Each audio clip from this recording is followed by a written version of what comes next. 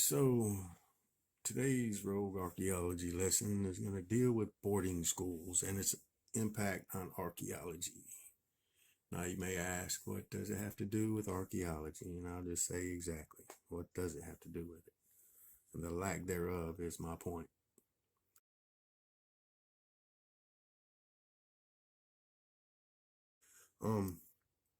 Okay, so basically my grandmother on my mother's side, her name was Marjorie Jackson. She was a victim and survivor of the U.S. boarding schools.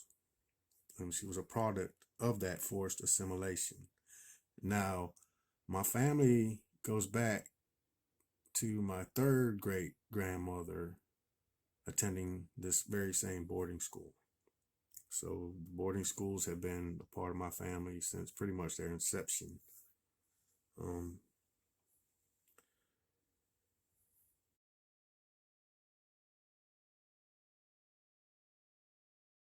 She moved on from school and ended up marrying Harlan Bentley. That's my granddad. He was second generation Irish.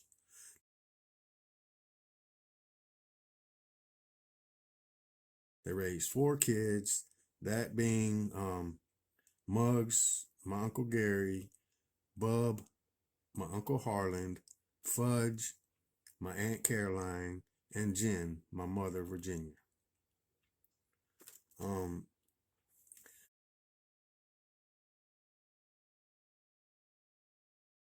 Now, my grandma raised these kids to know that they can't speak the language when they leave the reservation.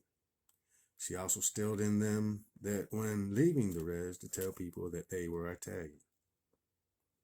Now, she also was somewhat of a germaphobe from what I understand, because whenever a foreigner or a stranger would be around her and the kids, she would cover their mouths and nose with her hands, and herself if she didn't have all the kids with them. Now, those are symptoms of post-traumatic stress. So just let me be clear on that. That's how it affected her, and then how she projected it onto her kids. Intergenerational trauma is what I'm pointing out to you.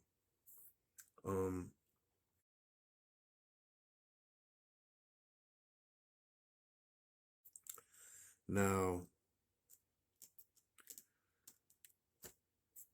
all I can say is at least they could still speak the language, and people knew or know who and what they are, where they come from. You just can't hide, because my family's pretty red, except for me. But, these are stories my mom told me about my grandma, because I never really knew my grandma. She became estranged from the family when I was young. She was an alcoholic, and she did succumb to alcoholism. She wasn't a happy woman. And these boarding schools are a direct effect of her, what's the word I'm looking for? Of her awareness, her self-awareness, her self-identity. Identity was stripped. The whole idea was to kill the Indian, save the man, and that's exactly what these schools did. They stripped the identity from these people and indoctrinated them with the American system. And of course, we all know that the American Constitution was founded on the Gawa, the great path, great minds, the Haudenosaunee's philosophy of life.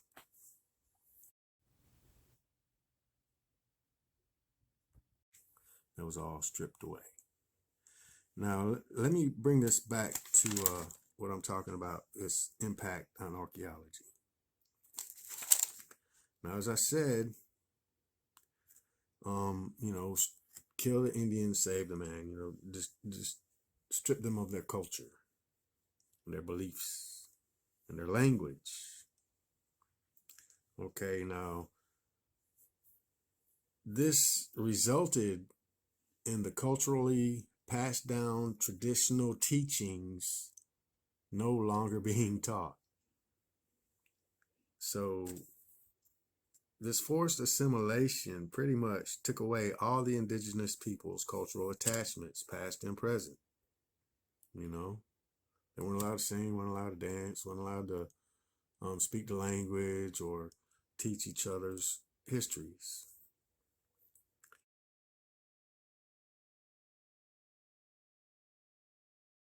Now, all these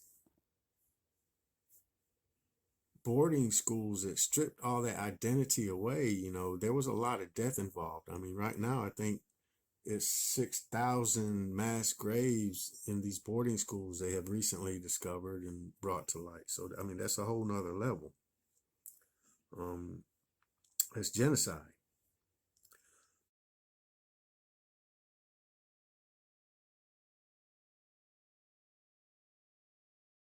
But again, back to the archaeology. See, the things they would be learning would involve, you know, tools, artwork, you know, and the lands, which lands and territories are best for whatever.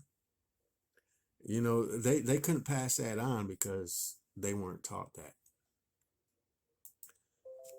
And because they were not taught that, I was not taught any of that. So I've had to learn my culture. And that's hard to do because everything that is written about my culture is indoctrinated, biased, and it's got false narratives. So you can't really believe anything you read. I mean, quotes, you can take the quotes, you can take the dates, and you can take events. But other than that, you pretty much got to look up these names of the people doing whatever it is they're doing to understand and get a good picture of what really happened. We'll look at the whole picture, not just part of it. But like I said, the fact that they could no longer carry on these traditions that would explain documented artifacts now, as well as documented sites and how they related to the people. Now, you follow me?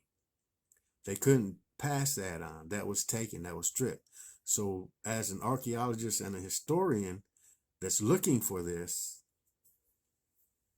is hidden in false narratives and half truth. But that's the whole reason I'm doing this. You know, is to show you that it's one big circle. Everything affects everything. You know, right down to these artifacts I'm picking up that are culturally significant, that are, you know, some of them are learning tools, some of them are culturally, you know,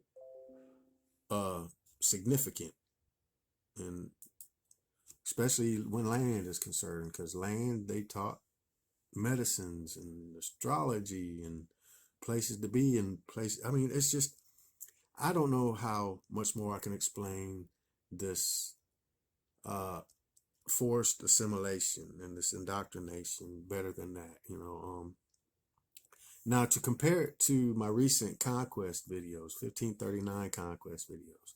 Now, 1539 conquest videos were more physically, more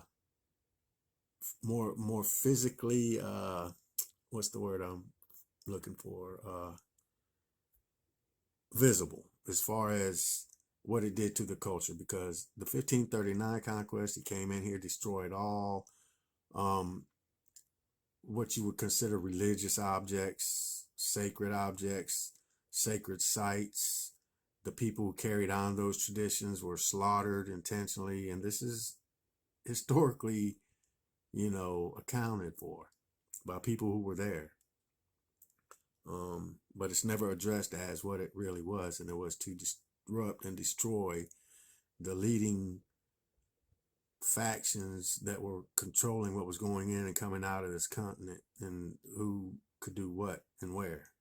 I mean, that's pretty, it was all greed, you know, and there's a big chunk of history there that is wiped under the rug that I'm explaining in that video too. But the equivalent to this, what I'm getting at, is this is more of an intellectual property type takeover, rather than going in, and killing them and destroying their stuff, which has already been done over and over and over, especially by the time boarding schools showed up.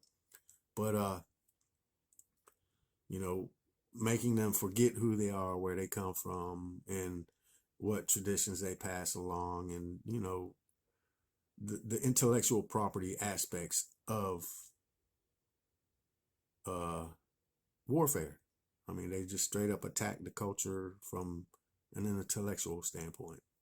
You know, that's important. And it's just like I said, the lack of the archaeology that could be proving a lot of these theories, right or wrong, are going to be absent because of things like this.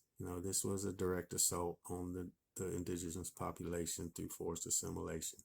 Just like the conquest in 1539 was a forced slaughter of the people in control of this continent. But anyway, I just want to make that correlation, go over this, and just honor people like my grandmother who survived, and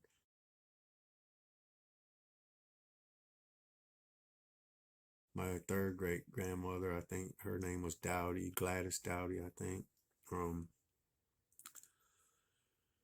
And all the people that didn't make it, I hope their souls find peace, and the ones that have been returned, that's good, and hopefully many more will be returned. Like I said, it's a big number, and it's just now coming to a social platform, but it's the indigenous community's known the whole time, a couple hundred years now, that babies were going missing and kids were not coming back home.